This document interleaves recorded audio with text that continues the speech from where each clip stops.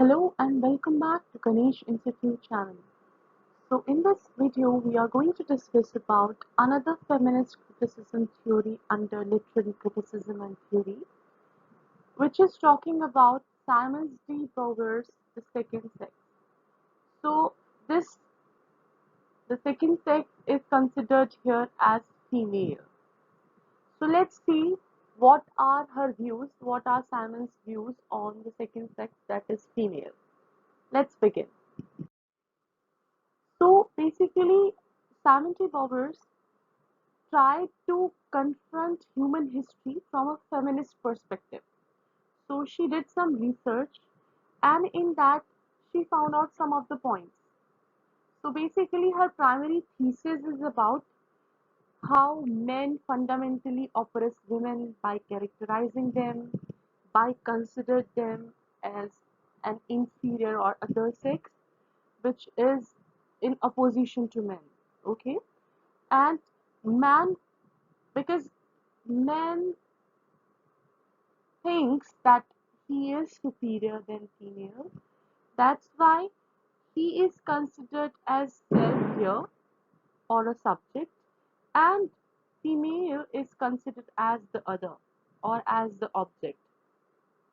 Here, if we compare men and women, so what she found out in her primary thesis is that basically men is essential, absolute, and transcendent, whereas women, she is inessential, incomplete, and mutilated. Men extends out into the world to impose his will on it, whereas woman is doomed to evanescence and inwardness. Now, when we are talking about this comparison, so this is throughout the difference which has been given by her because of her experience. So she said that okay, there is some consideration in the society which is about women's inferiority. So through her work in the other or the second sex, she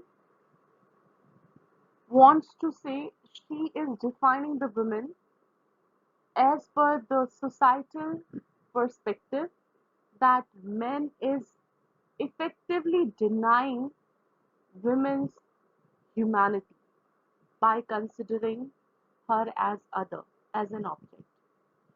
So, how this primary thesis resulted into some of the conclusion? Let's see all that. So basically, she did some research. She found out how this male superiority came into existence. So she had written all this in her work, The Second Sex, and its chronicles. So basically, she found out that there is an imbalanced gender roles. So some things need to be done by some things men are selectively doing, and women are doing them because of the imposition on them.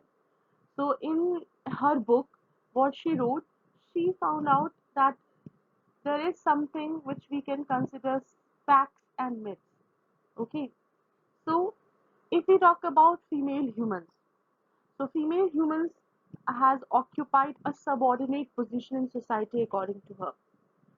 She said she found out through biology, she turned into all the aspects, all the subjects, be it biology, psychoanalysis, historical materialism, and just to find out the own identity of women.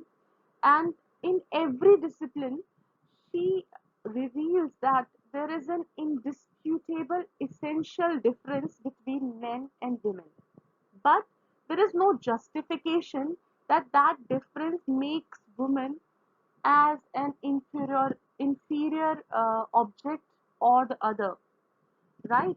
So that's why still, because there is no justification, that's why they all are, that means men are taking women as an inferior destiny for granted. Now she moves to some historical parts, like if we talk about how this there is an emergence of male superiority in society.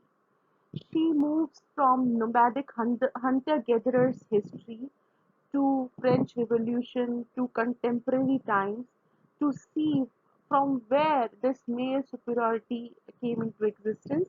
But again, there was no persuasive justification. She just found out that there is or there have been some examples of female subordination throughout the history. So there is a reflection that there are some attitudes, some preconceptions, some injustices which have been there with females. And with that, there is a mythical, there is, we can say, mythological representation also. Mythical, some myths are involved in it. And there is a concept of eternal feminine, which shows that yes, myths also have imprinted human consciousness and that leads to disservice of women, right? So all this is about the tracing of male superiority in the history. And she talks about eternal feminine, which is showing that okay, it arose from male discomfort with the fact of his own birth. So how males have been treated, that resulted into the inferiority of female. Throughout history, we can see that okay, maternity has been both worshipped and reviled, and the mother both brings life and heralds death, right? So there are some mysterious operations which get projected onto the woman, who is transformed into a symbol of life, and in the process is robbed of all individuality. There is no individuality, we can say, in females. Like if we talk about the historical aspects, right? There is no equal status of female given by the society or in the society. So she concludes that if we talk about the myths, the facts, there is no fact which can justify female superiority, but of course there is eternal feminine, and it is fictitious, which is reinforced by biology, psychoanalysis, and all those history and literature, right? So, what is there if we talk about female development? These myths, how they came into existence. So, for that, she claims some of the facts, and those facts have been considered through female development phases. So, in her book, we can say book second, she talked about the title of the book was Women's Life Today. So, in that book, she wrote about the traces of female development, how there are formative stages of childhood, youth, and then sexual initiation, or we can say adulthood. So, her goal is to prove that women are not born feminine, but the process, the thousand years external process that shaped this feminism. Okay, so that's why eternal feminine is there. Okay, so she shows that at each stage of her upbringing,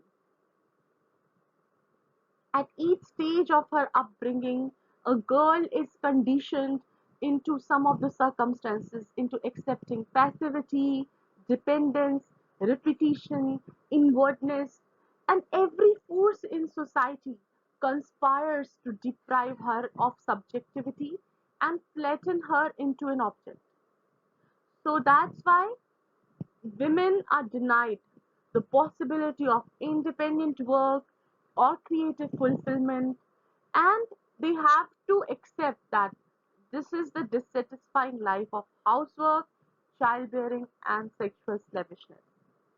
So, if we talk about the adulthood in terms of the perspective of Simone de Beauvoir, so she analyzes the various situations and roles the adult women inhabit. She says that okay, there are three functions of women basically. Women play a role of three types: wife, mother, and entertainer.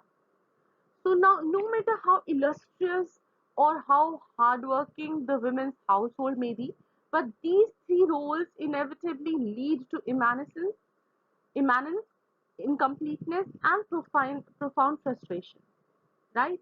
We can see it in the society. So this also brings to the trauma of old age after adulthood. How? So basically, when a woman loses her reproductive capacity, according to her, so she loses her primary purpose and therefore the identity. And there is also controversial claim by her that whatever we are talking about in terms of women's situation, so women's situation, if anybody asks who is responsible for women's situation, so she writes in Women's Situation and Character, the first chapter of this book, that see, the character, women's situation is not a result of her character. In fact, her character is a result of her situation because her mediocrity, complacency, lack of accomplishment, laziness, passivity, these are all the results because she has been treated as an subordinate.